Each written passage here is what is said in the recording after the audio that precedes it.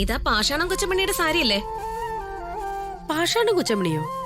ആ, എന്റെ തങ്കപ്പെട്ട അമ്മായിയമ്മ. അവരുടെ സാരിയൊക്കെ അമ്മ എന്തിനാ എടുത്തോണ്ട് വരുന്നേ? എന്ത് വിഷമാണെങ്കിലും പ്രായമുള്ളൊരു സ്ത്രീയല്ലേ മോളെ, ചെയ്തു കൊടുത്തേക്കാന്ന് കരുതി. പ്രായമുള്ളവരുടെ പണി വല്ലതുമാണോ അവര് ചെയ്യുന്നേ? 81 വയസ്സായെന്ന് പറയുന്നു.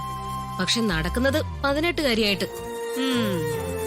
അത് നിനക്ക് അവരോടുള്ള ദേഷ്യം വെച്ച് വയസ്സിന് കൂട്ടി പറയുന്നതല്ലേ? എന്തായാലും അവർക്ക് 81 വയസ്സൊന്നും ആയിട്ടില്ല. അവരുടെ ഡ്രസ്സൊന്നും അമ്മ എടുക്കുന്നത് എനിക്കിഷ്ടമല്ല. അല്ല, നിന്റെ അച്ഛനെ ആങ്ങളെയും നാത്തും കൊച്ചിനൊന്നും കാണുന്നില്ലല്ലോ. 3 പേരും കൂടെ എവിടെ പോയതാ? ആ, വല്ല ടൂറിനും പോയതായിരിക്കും. ആഹാ, ടൂറിനോ? നിന്റെ അച്ഛനോ? രാജുവും ഋതുമോളും പോയെന്ന് പറഞ്ഞ ഞാൻ വിശ്വസിക്കും.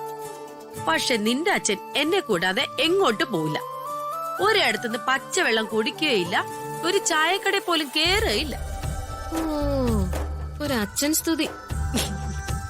സത്യം പറ, നിങ്ങളുടേത് ലവ് മാരേജ് ആയിരുന്നോ? ഓടി അവിടുന്ന്. കല്യാണാലോചനയുമായി വേറൊരു പെണ്ണിനെ കാണാൻ വന്നതാ നിന്റെ അച്ഛൻ. എന്റെ കൂട്ടുകാരി ഒരു ഭാമ. അവള് പിഷാരി കോവില് തെയ്യം കാണാൻ പോവായിരുന്നു. അവളെ കാണാൻ മൂപ്പര് പിഷാരി കോവില് വന്നു. കണ്ടത് തൊഴിൽ നിൽക്കുന്ന എന്നെയാ. പിന്നെ ആലോചിച്ച് വീട്ടില് വന്ന് കല്യാണം ആലോചിച്ചു. ആ, അത് പ്രേമം തന്നെ. പിഷാരിക്കോവിലില് തൊഴുതു നിന്ന ആ അമ്പലപ്രാവിനെ ഒരു കൃഷ്ണപരന്ത് കൊത്തിക്കൊണ്ട് പറന്നു.